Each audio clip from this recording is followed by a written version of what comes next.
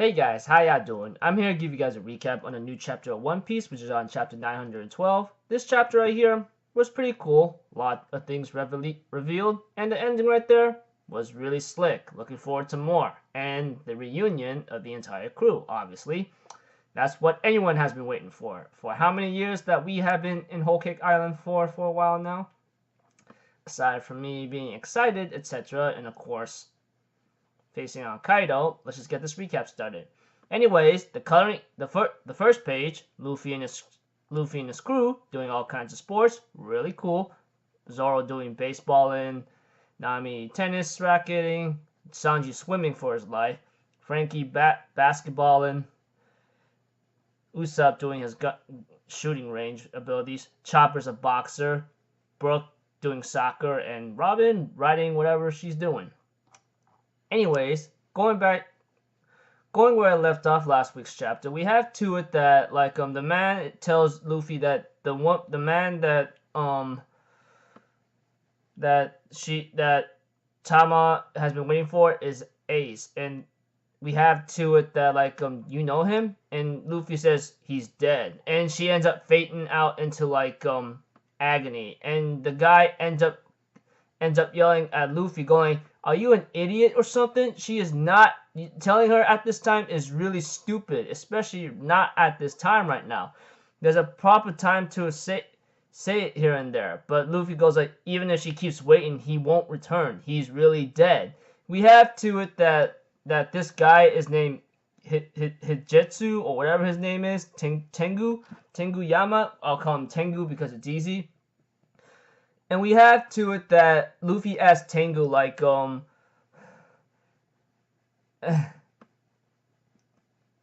Luffy reveals to Tengu that he is going to be the man that's going to be a pirate king. And we have to it that his name is Hitetsu, of course, but I'm going to call him Tengu. But but Tengu, on the other hand, is actually a bladesmith, that he's been waiting for someone. And he also explains to Luffy that Tama and Tengu are the only ones here in this village that's called the Amigasa village. The new headliner, known as X-Drake, joined Kaido's forces a year ago. Not to mention the 5 samurai who guarded our village were all defeated, and the entire village was destroyed because of him. Tengu also explained the only prosperous place left in the current Wano country is the flower capital where Orochi the Shogun resides. The rest of the country has become a lawless wasteland because of Kaido's tyranny. And Luffy's like, "What are you talking about, wasteland?" We have to it that Tengu explains to Luffy that 4 years ago, there were actually people in this village back then, and they were living in famine. You know, the village often starved to death, and just when we thought it was the end for a village, a pirate ship washed ashore, and the villagers tied up the fatigued pirates. We have to it that they stole all their food and water. The village were able to quell their hunger, but then those pirates who watched us eat all their food easily untied themselves, you know. And we have to it that one of the pirates asked him this, which is Ace, says, "Where can I find some dessert?" And we had to it Tengu explain that those shipwrecked pirates that we captured saved their lives, and of course Ace and his crew then decided to stay in the village for a few weeks. Otama in particular grew very attached to them. Even Luffy starts to smile and says, "That's how it is, huh?" And we have to it that Luffy asked Tengu, "Is there a doctor nearby? Any food or water? I'll take Tama with me. I'll repay the debt for feeding me earlier, etc." He ends up wearing a kimono that Tengu lends him, and we have to it that Tengu explains that nobody around here would wear that as a normal outfit. You'll stand out if you wear it, you know. I cannot go into town with you for certain reasons, so I'm leaving Otama in your care and someone to lend you money. And we have to it that Luffy says, "If you happen to meet my allies, you won't have to pay for food or medical care. They will help you out for free."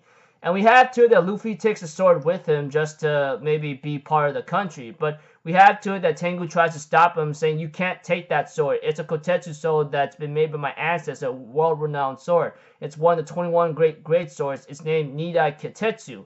Now let's give you a reminder.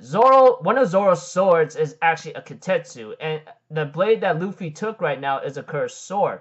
And we get a reminder that the great swords, there are many blades, spears, etc. in this world, but there are certain ones who were made by world-renowned bladesmiths. The 12 supreme great swords, it's 21 great great swords and the 50 skillful great swords. And we all know what's the strongest sword, and that is held by Mihawk himself, the strongest swordsman. We have to it that Luffy says Kitetsu. That sounds really familiar. And we have to it that Luffy says he's gonna borrow it, but Tengu says, "No, you fool! Don't use it. You can't take it." And Luffy's like, "Then let me trade it for your sword." But Tengu's like, my sword is also world renowned. The one you're carrying is a cursed sword. I don't want you to touch it. You'll be cursed by that sword, and I won't forgive you if something happens to Otama." And Luffy's like, "Okay, I got it." And he ran off into the distance, and Tengu's like, "Hey, you definitely have to return that to me. Got it? Hey, are you ignoring me?" And we have to it that Luffy runs through the forest with the dog behind him. And we have to it that Otama asks, Luffy, you know about Ace? And of course, Luffy says, "Yeah, of course I do." And of course, Otama calls Luffy a liar, There's no way he died or something. And and Otama says, "He promised me too, And we have to it that we get a flashback where Otama asks Ace wants to go out with him to the sea. But we have to it that Ace tells her, "Look, you're only 5 years old. We'll come back here when our pirate crew is even bigger. Then Otama's like, "Then will you let me join you when you return?" And we have to it that Ace explains to Otama, "Look, pirates have to be strong. If you become an enchanted kunoichi by the time we get back, we'll take you with us." And they go like, "What do you mean by enchanting?" And therefore Otama says that she'll wait for him. And we have to it that Otama explains that he is so kind and gentle. He told me he'll come back. You have no idea how kind Ace is. There's no way you will understand my hardships. How could someone like you say he's dead, so casualty? But we have to it that Luffy explained once we break through the bamboo grove to the north, etc. We have to it that Luffy and Otama arrives on the wasteland that Tengu explained. We have to it that Luffy sees a tiger and a wild boar, and he is about to go after them. But we have to it that that Otama says, "No, you can't eat those. The strong samurai that are capable of catching something like that have either been caught or have become pirates. Let me tell you something. The animals here have been drinking the polluted water in the river. They're poisonous to eat." But Luffy's like, "What? Even though it looks so delicious, it's unforgivable. What the hell is going on with all the smoke in the factory?" And Otama explains to Luffy that it's a quarry weapon factory over there that's under Kaido's subordinates.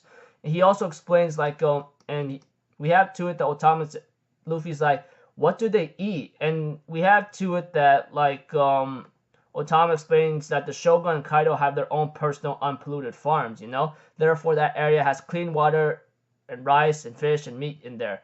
And we go like, what? So there's a place like that here? Has that kind of stuff? And realizing that Otama's in worse shape right now, he's trying to find a doctor. We have to it that that someone's causing trouble to someone where Luffy sees and hears, and we see to it that someone else is running towards them and beats them up. And we see to it that and he goes like, "I don't know who you are, but thank you very much." And the guy says, "Oh, you don't have to worry about it." And we have to it that he ends up hearing boos right now and realizes that it's someone right there. And Luffy realizes it's Zoro, and Zoro's like, "Hey, Luffy, you're freaking finally here. What's up, man?" And we have to it that Luffy hugs Zoro and goes like, "It's been a while here. It's been a while, Gozaru, etc." And Zoro's like, "Where's everyone? Aren't they with you?" And Luffy's like, "Oh, we got separated, but we'll be fine," or something. And Luffy's like, "You've got me? Oh my gosh," here and there. And Zoro's like, "You can hunt as many fish and animals around here as you want. You don't have to worry about getting hungry at all, And we have to that Luffy explains that, "No, you should be careful. The water around here is poisonous. I heard that the animals and fish here are poisonous too. And that's the reason." And we have to that Zoro's like, "I see. So that's why my stomach's been hurting." And I'm like, "So you're saying that Zoro has actually been eating the freaking animals and fish here that are poisonous, and his stomach is hurting? No wonder he's not even being affected by it." Dude, how strong has Zoro been? And I can't wait to see Zoro in this arc anyway. Continuing on, by the way, we had to it that Luffy and Zoro is interrupted by freaking what's the guy's name? I forgot his name. He's the one that tells fortune tellings, and he looks like a scarecrow. Apparently, he tells Zoro that you're a nationally wanted criminal, and so those are your friends or something. And we see to it that Zoro explains to Luffy that this guy's working for Kaido, and we have to it that that worst generation guy who could see the future or predict the future. We have to it that explained that two of his subordinates, a baboon, disappeared, and there was a 98% chance that you were the culprit, but it doesn't matter. In Wano Country, there are two options. You could follow the strong or disobey them and live your life hiding. And we see to it that, like, Zoro's like, Luffy, Kinemon said this, don't cause a disturbance. And Luffy's like, alright then. We'll just have to apologize to him later. And we have to it that Zoro and Luffy gets ready to face I don't know what's his name. I forgot the guy's name is again. And get ready to clash. Anyways, I look forward to see how this is going to go. Luffy and Zoro, duo team up against this Worst Generation motherfucker. I don't know how strong that guy has gotten, but I'm pretty sure he does not stand a chance against Luffy or Zoro for the time being. And if he does, I want to see what he really improved on. Anyways, I'd like to let you guys know that there will be break next week. But another thing too is that we might get 2 chapters after the next week, because it says like it'll resume in Weekly Shonen Jump on the double issue in 36 and 7. So 36 and 37. So I guess we'll have to find out, you know? I mean, all I can really give you in simplicity of this chapter of One Piece is like Luffy tells Tama that Ace is dead, and Tengu explains to Luffy what happened to the country a long time ago, etc., especially the village, and Luffy goes off taking a cursed sword with him. That's a Nidai Kitetsu, and reunites with Zoro eventually after getting some information from Otama, you know? And, you know, seeing Zoro and Luffy reunite, that was really cool, and not being interrupted by this scarecrow freak whatsoever that's working on the Kaido. Forgot the guy's name, which I don't care much about because I don't see him as much importance unless he has something important, etc. And of course, Luffy and Zoro get ready to clash against him. Anyways, there's another person I like to see besides the Straw Hats. It's Trafalgar Law. Where is that guy? Anyways, that's about it. Looking forward to more chapters. Well, no chapter next week, but that's fine. Until then, I'll see you guys in the next video. So, I'm out for Zero, people. Have a good day, and I'll see you guys next time, alright? Peace out. Bye-bye. Toot-toot-toot!